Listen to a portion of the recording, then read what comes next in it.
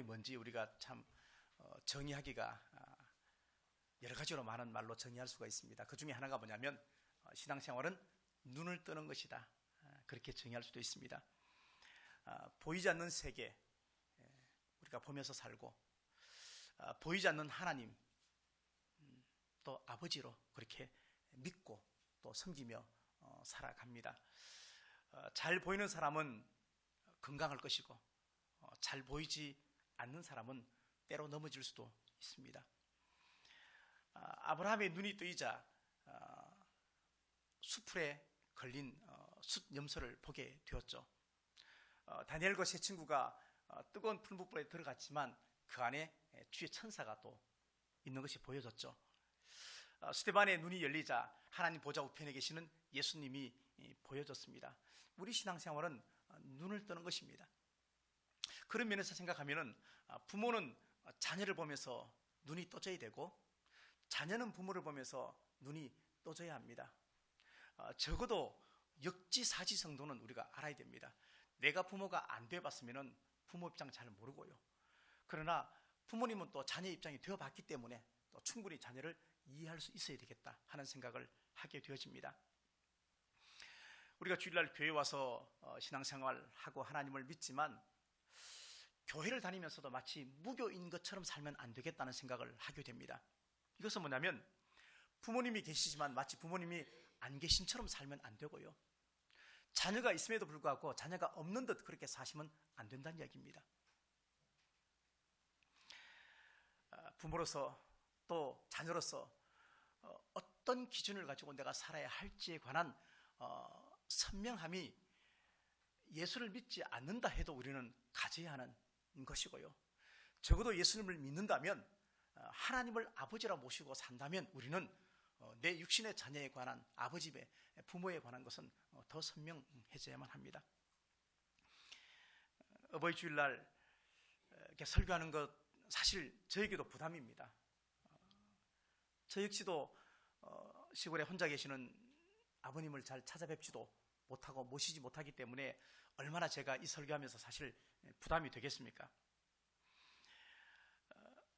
아마 어머님께서 먼저 돌아가셨지만 돌아가신 어머님도 제 걱정을 상당히 많이 하셨을 거라고 생각을 하고 또 그런 것을 제가 익히 알고 있습니다.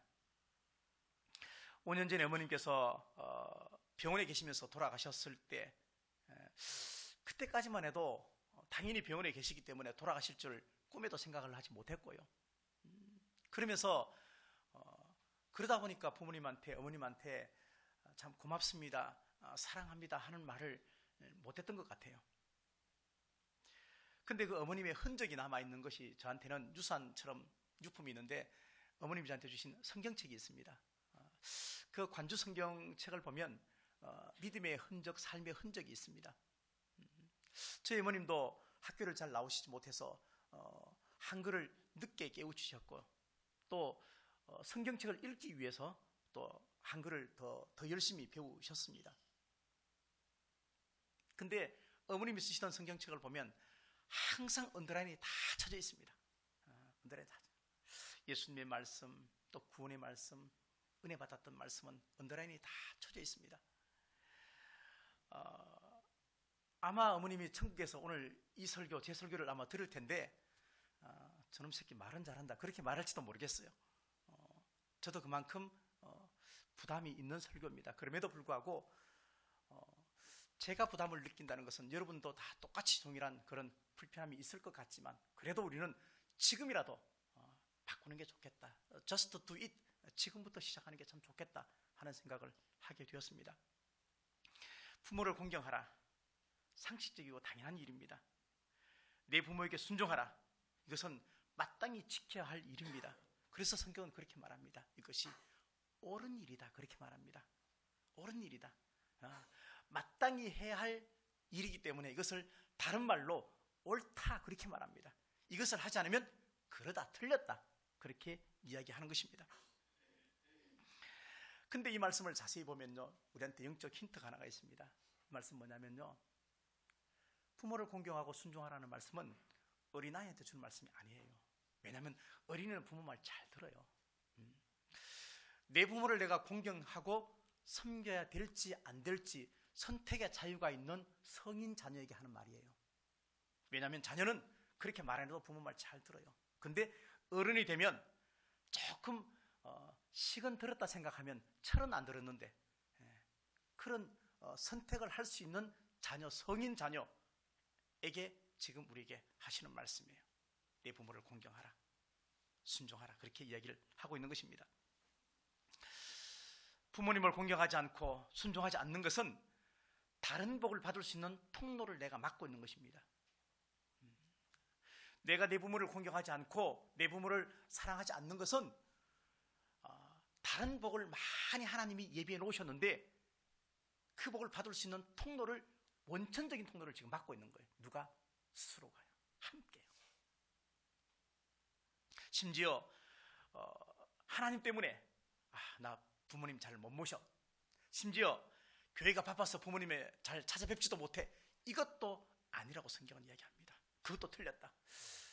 부모님에 대한 효도는 교회 일도 하나님도 대신할 수 없는 것이다. 그렇게 예수님이 힘주어 말씀을 하셨습니다. 사실 저도 1년에 한 서너 번 정도밖에 대구에 못 내려갑니다. 비행기 타고 가는 것도 아닌데 못 내려갑니다. 가면 고작 해봐야 식사 한번 하고 오는 게 거의 대부분입니다. 당연히 아버님께서는 그렇게 말씀하십니다. 바쁜데 뭐 내려와, 괜찮아, 그렇게 말씀하시고 다 이해하시지만 그래도 오지 말라 해놓고 가면 그렇게 좋아하십니다. 갈 때 또 아쉬워하십니다. 요즘에 그런 이야기 들어보셨죠? 헬리콥터 부모란 이야기. 언제 제가 한번 얘기했습니다. 헬리콥터 부모. 자기 자녀한테는 지극하게 정성을 쏟는 게 헬리콥터 부모예요. 그래서 대학을 다니는 자녀가 만약에 아파요. 그러면 아픈데 그 자녀가 대학에 학교 수업에 출석을 못하니까 부모가 대리 출석하는 거예요. 이게 헬리콥터 부모예요. 그래서 출석 부르면은 손 드는 거예요. 왜? 우리 애가 아파서 내가 대신 출석했다고. 그렇게 말한다. 내 자녀가 군대 갔는데 만약에 이렇게 무릎이 다 까졌어. 그러면 그거 가지고 중대장한테 전화해서, 아니 아이를 어떻게 혹사시켰길래 애가 다리가 이렇게 무릎이 다 까졌냐고 이렇게 항의한대요. 행군할 때 따라다니면서 간식 주는 아버지도 있다 그럽니다. 요즘 군대가 그렇게 되어가고 있습니다. 헬리콥터 부모. 항상 자녀 옆에 헬리콥터처럼 이렇게 있으면서 자녀를 살피고 보살피고. 그래서 그런 말이 있습니다. 내 자녀 사랑하는 것에 10분의 1만 부모 사랑해라. 그런 이야기도 있습니다. 정말로 자녀를 사랑한다면 중간에 낀 부모는, 중간에 낀 자녀는 하나님과 내 자녀 사이에 중간자 역할을 잘 하셔야 돼요. 잘 하셔야 돼요. 교육을 시키는 거 참 좋습니다. 훈련시키는 거 참 좋습니다. 근데 이것은 율법적인 분위기 속에서 하면 안 됩니다. 아이들이 하는 질문을 보면요, 그나마 말로 이렇게 하는 것은 그나마 낫습니다. 근데 아이들의 대부분의 질문은 보면요, 말 없이 질문합니다. 말 없이 하는 질문이 더 위험합니다, 사실은요. 근데 그럴 때 부모도 말 없이 대답을 해야 합니다.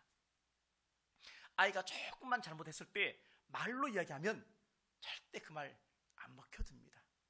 제가 그랬잖아요.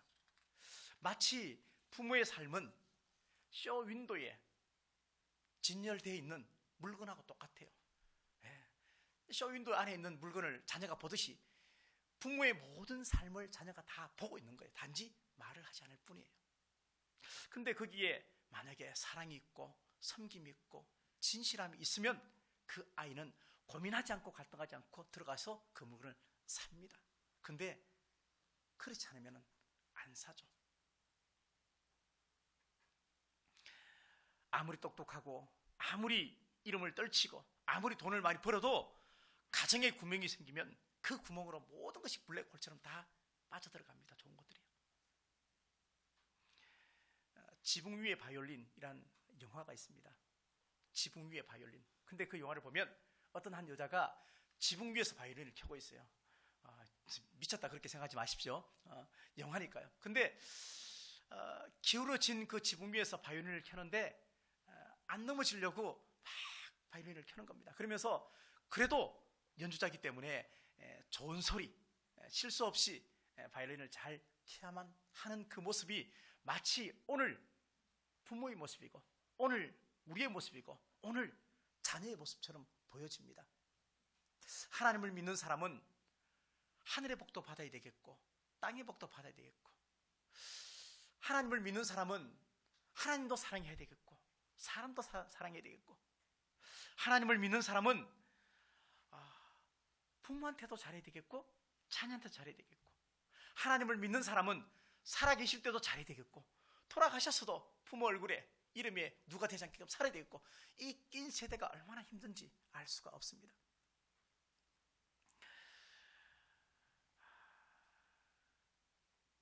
저도 부모가 되면서 어떤 생각을 가지냐면 이런 생각을 가집니다. 늙어서 절대 자녀에게 짐이 되지 말아야지, 이런 생각이 점점 듭니다. 옛날에는 그랬잖아요.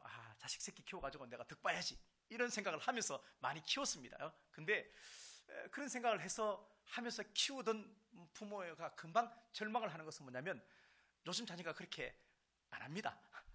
그러다 보니까 금방 실망을 느끼는 거죠. 그러면서 제가 부모가 되어 보니까 자녀 득보긴 글렀다 이런 생각도 하면서 자녀에게 짐이 되면 안 되겠다 하는 생각을 점점 합니다. 자녀에게 짐이 되지 않고, 그리고 우리의 노후를 어떻게 보낼 수 있을까? 그 중에 하나가 뭐냐면 내 부모한테 잘하는 거예요. 그러면 자식이 알아서 잘하게 돼 있다는 얘기예요. 그게 신앙 교육이에요. 너 왜 못해? 그렇게 말하는 것보다 침묵 속에 그냥 삶으로 내 부모한테 잘하면 돼요. 성경은 그렇게 말해요. 내 부모가 돌아가셨다. 그러면 주변에 있는 머리가 희끗희끗하신 모든 나보다 연세 많으신 분한테 잘해라. 그게 부모한테 잘하는 거고 똑같다. 그렇게 말씀하세요. 여러분에게 부모님은 어떤 존재입니까? 부모가 되어보니까 어떤 마음이 드십니까? 저는 그런 마음이 들더라고요. 부모님은 모든 것을 흡수하는 마치 스펀지와 같은 존재다 하는 생각을 해봤어요. 우리가 좋은 운동화를 신으면요, 좋은 운동화 뒤에 보니까 에어가 있다 그러죠. 그래서 이제 그게 그 다리에 무릎에 충격을 완화시켜 준다 그러잖아, 그죠? 마찬가지예요. 좋은 자동차는 이렇게 참 좋아가지고 차 안에서도 뭐를 한다? 이렇게 화장을 해도 흔들리지 않는다, 그런 얘기예요. 그 무거운 비행기가 이렇게 탁 뜨면서 그 다음에 내릴 때 보면은 착륙을 잘하는 가지고 연착륙, 그러니까 부드럽게 잘 내렸다, 그런 이야기죠. 근데 가만히 보면요, 좋은 자동차, 그 다음에 에어, 운동화, 그리고 비행기의 연착륙, 이 모든 것을 봤을 때 그들이 충격을 안 받는 게 아니에요. 충격을 받는데 충격을 흡수하는 거예요. 우리의 부모도 상처 안 받는 거 아니에요. 단지 상처를 끌어안을 뿐이에요. 흡수할 뿐이에요. 안 받는 거 아니에요.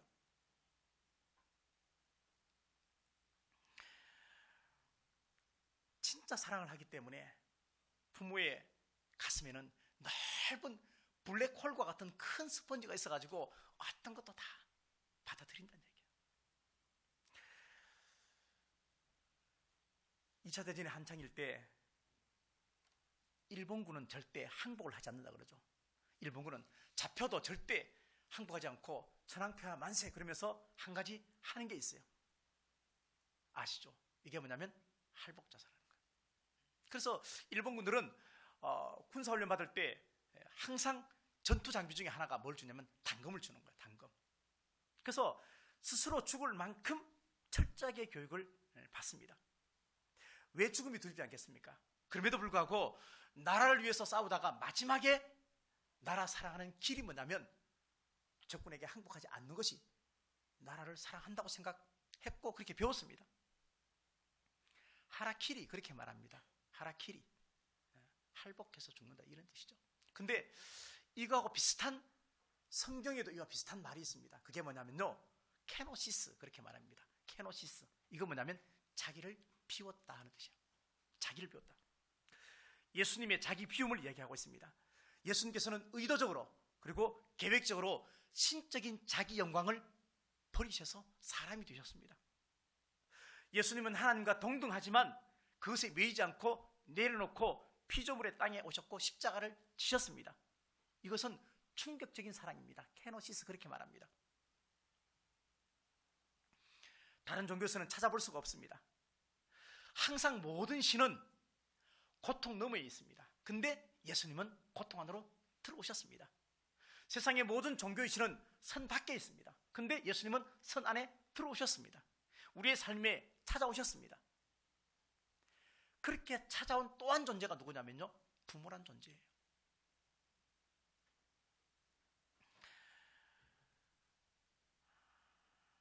이 땅의 모든 가정이 다 행복해야 하는데 이 행복을 깨는 대표 주자가 지난주에 있다고 말씀드렸습니다. 그게 뭐냐면요, 상처라고 했습니다. 상처, 깨어진 마음, 나눠진 마음. 근데 이 상처의 첫 번째 대표 주자가 또 있는데 그게 뭐냐면요, 말이에요. 그래서 우리가 쓰는 그런 말 있잖아요. 말에 가시가 있다, 이런 얘기 하자는 거죠. 말의 상처. 말은 내 존재의 본질입니다. 말을 들어보면 그 사람이 행복한지 불행한지 알 수 있습니다. 하나님의 말씀은 감동이 있어 우리의 영과 혼과 관절과 골수를 찔러 쪼갠다. 하나님 말씀이 왜 우리 마음속에 감동을 주냐면요, 하나님 말씀은 살아있기 때문에 우리 마음을 뒤집어 엎잖아요. 근데 우리의 말에도 감동이 있어야 누군가에게 감동을 줄 수 있다는 이야기입니다. 내가 하는 말에 감동이 없으면 누군가의 마음에 결국은 상처를 주게 됩니다. 빌립보서 1장 27절에 이런 말씀이 있습니다. 오직 너희는 그리스도의 복음에 합당하게 생활하라. 그리스도의 복음에 합당하게 생활하라. 이걸 킹 제임스 버전 영어 성경에 보니까 이렇게 되어 있습니다. Only let your conversation be as it becomes the gospel of Christ. Only 너의 대화를, 너의 말을 그리스도의 복음이 되게 하라. 예수 그리스도의 복음이 되게 하라. 내가 쓰는 말 안에 주의 복음, 생명이 있도록 하라. 이 말은 내가 쓰는 말 때문에 누군가를 죽이지 말라는, 내가 하는 말 때문에 누군가를 살려내라는 얘기입니다. Only let your conversation be as it becomes the gospel of Christ. 내가 쓰는 말 중에 누구를 살릴 수 있는 말이 있고요, 내가 쓰는 말 중에 누군가를 죽이는 말이 있다는 이야기를 하고 있는 것입니다. 반대로 내가 상처가 회복되는 것도 첫 번째는 말이에요. 그죠? 내가 막 시험 들었을 때 누가 와서 힘들지, 그 말이에요. 그 말에 또 내가 또 힘을 넣는 거예요. 상처도 말에 의해서 받고요, 회복도 말에 의해서 시작되는 거예요. 자녀가 부모를 공경하는 삶이 사실 당연합니다. 그럼에도 불구하고 성경이 강조하는 것은 그만큼 어렵기 때문에 그렇습니다.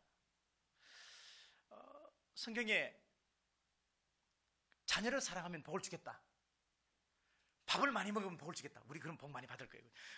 밥을 많이 먹으면 복을 주겠다, 이런 말은 없어요. 왜? 이거는 저절로 다 하는 거예요. 하지 말라 해도 다 하는 거예요. 근데 부모 공경은 그만큼 어렵기 때문에 하라고 지금 이야기를 하는 겁니다. 부모님이 자녀에게 상처를 줄 때도 있습니다. 근데 이걸 자세히 생각해 보시면요, 부모님이 자녀에게 상처를 준 것은 계획적으로 준 게 아닙니다. 나 엄마한테 상처받았어, 아빠한테 상처받았어, 그렇게 말하면 부모는 하나도 모릅니다. 내가 언제 상처 줬니? 몰라요. 그것은 뭐냐면 의도적으로 계획적으로 주지 않았다는 이야기입니다. 이야기를 다르게 말하면 내 부모도 사람이란 얘기예요. 내 부모도 울고 아프고 똑같은 사람이란 얘기예요. 내가 받은 상처만 생각하지 말고 부모도 받은 상처가 있다는 것을 기억하라는 얘기입니다. 서로 상처를 주고받는 것은 너무나 불행한 일입니다. 물론 부모는요, 자녀에게 큰 상처를 받아도 다 잊어버리고 작게 생각하고, 자녀는 작은 상처 받아도 큰 상처 받았다고 얘기합니다. 그것도 기억을 합니다. 이상하게. 이 차이죠. 어릴 적에 받았던 상처 해결하지 않으면 점점 자기의 속살을 파고듭니다. 그래서 아파집니다. 성인이 돼서 받는 상처는요, 해결할 수가 있어요. 어른 됐기 때문에 해결할 수 있어. 그리고 또 해결되어집니다. 뭐 정 안 되면 법으로도 합니다. 그죠? 그렇지만 아이 때 받은 상처는 잘 해결 안 됩니다. 이런 말이 있습니다. 영은 무중력 상태가 없다 하는 말이 있습니다. 이것은 모든 사람은 영의 지배를 받는데 성령의 지배를 받든지 아니면 마귀의 지배를 받는 거예요. 그러니까 모든 사람은 이 둘 중에 하나라는 얘기예요. 그래서 영은 무중력 상태가 없다. 우리의 마음도 마찬가지예요. 내가 하나님을 정말로 사랑하고 부모님을 정말로 공경하면 그런 눈을 가지고 보면은 내 부모는 다 좋은 부모예요. 내 자녀를 봤을 때 내 자녀가 정말로 이쁘면은 다 효자예요. 근데 내 자녀가 미우면 아무리 이쁜 짓 해도 다 불효자예요. 내가 어떤 생각을 가지고 사느냐 상당히 중요합니다. 상한 마음, 쓴 뿌리, 깨어진 마음, 이것은 내 마음에 바이러스가 지금 침투한 것입니다. 내 안에 부모님의 인자가 있습니다. 유전 인자가. 그렇죠. 나는 내 부모가 달라 그렇게 말할지 모르겠지만 그렇지 않습니다. 내 자녀를 보니까 내 자녀의 모습 안에 내가 있듯이 당연히 부모님도 날 보면요, 그 부모님 눈에 자기가 있는 것이 보여집니다. 마치 유전처럼 내려가는 것입니다.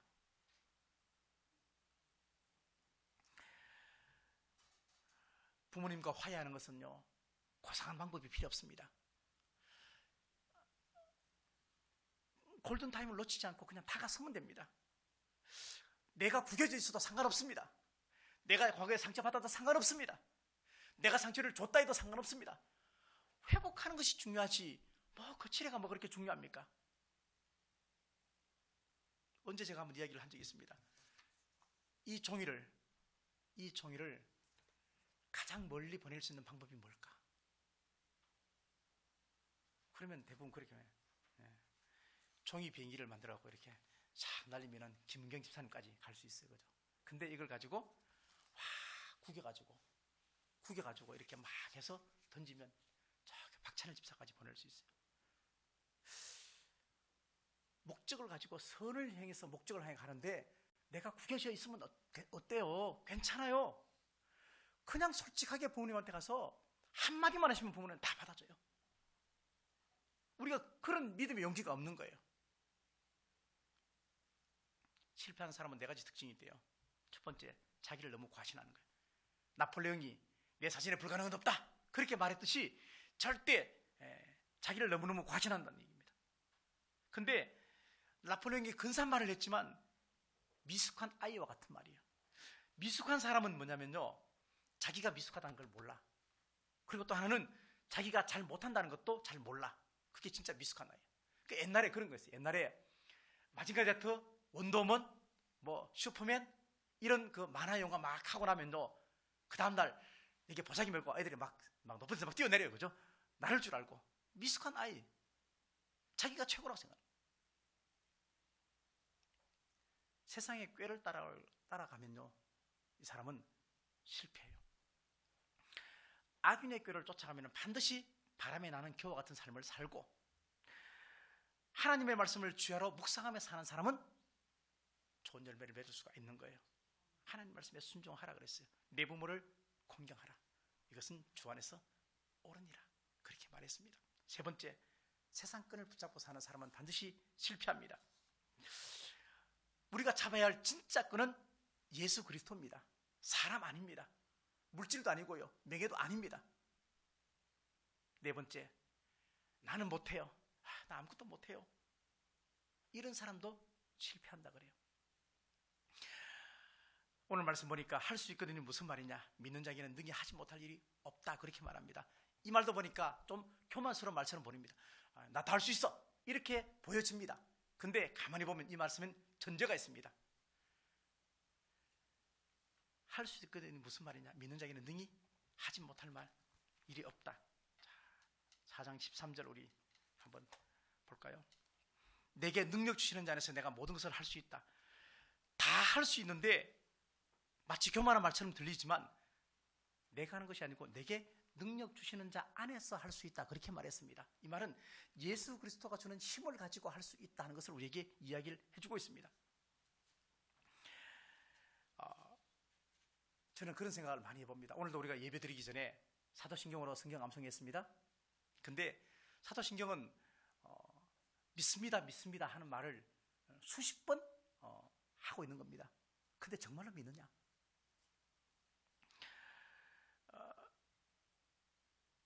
하나님은 항상 우리에게 믿으라 말씀하시고 믿으면 된다고 얘기하는데, 나한테 불리하고 내가 잘 못하는 것, 내 약점 또는 화해, 용서 이런 부분에 대해서는 우리가 적극적으로 하나님을 믿지 않는 거예요.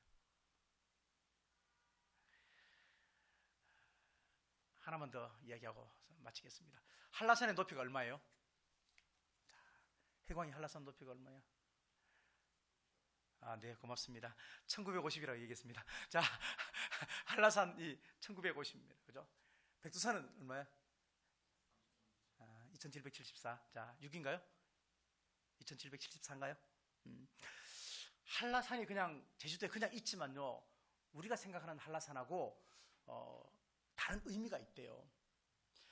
보통 여름철, 가을철에 우리나라에 태풍이 평균 5개에서 7개 정도 오는데, 만약에 제주도에 한라산이 없으면 모든 태풍이 거의 100% 우리나라에 다 온대요.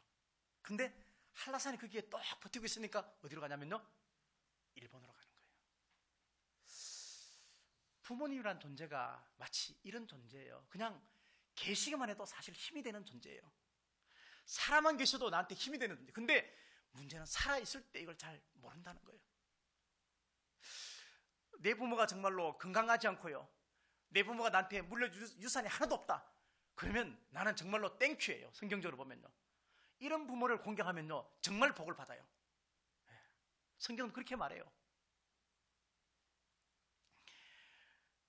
머리카락이 하나도 없는 사람이 미용실에 갔어요.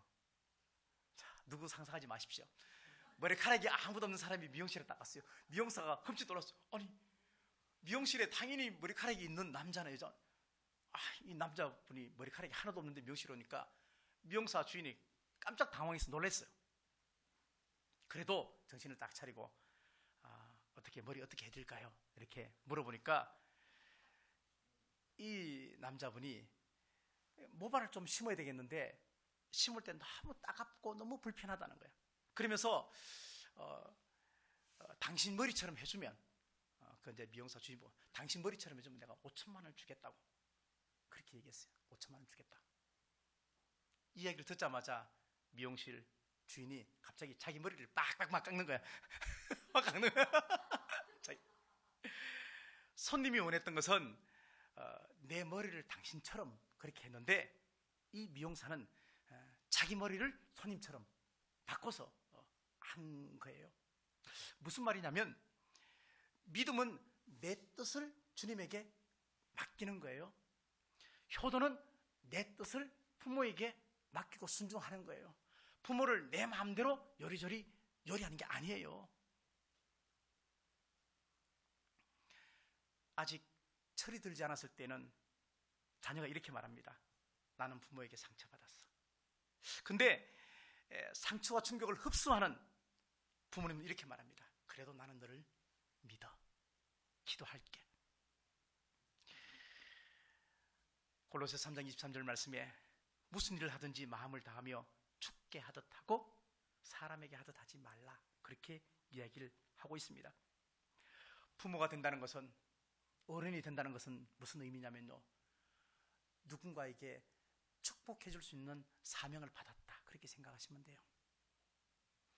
내 자녀든 남의 자녀든 내가 부모가 되었다는 것은 누군가에게 기도하면서 축복해 줄 수 있는 권한이 나한테 생겼다는 것을 이야기를 합니다.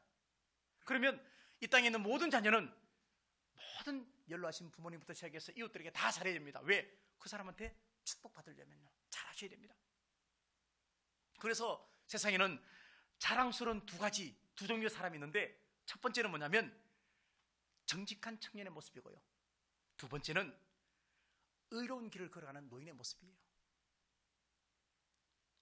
자, 우리가 오늘 설교를 통해서 어떻게 우리가 부모님의 사랑을 다 갚을 수가 있겠습니까? 마음의 결단을 아무리 한다 그래도 다 나가면서 또 다 잊어버리고 그렇게 될 수도 있습니다. 근데 조금만 감정을 옅게 하시고요.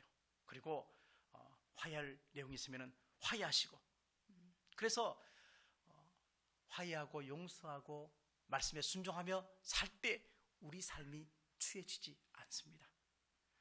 축복을 하는 사람이 자기가 인생을 나쁘게 살지 않습니다. 적어도 내가 내 자녀 축복해 주려면 내가 잘 살아야 하고 잘 삽니다. 이런 설교 다음 주 내년도 5월 달에 또 듣게 될 것입니다. 어찌됐건 우리 모두가 부모님에게 더 순종하시고 또 더 효도하시고 또 자녀를 위해서 더 기도하시고, 그래서 서로의 믿음을 확인해 보시면서 정말 내 부모가 천국 갈 수 있을까? 내 자녀가 정말로 천국 갈 수 있을까? 예수 안에 있는 것이 가장 행복하다. 이런 마음이 들도록 행복한 부모, 행복한 자녀, 이런 신앙생활을 하시는 우리 모두가 되시기를 간절히 바라겠습니다.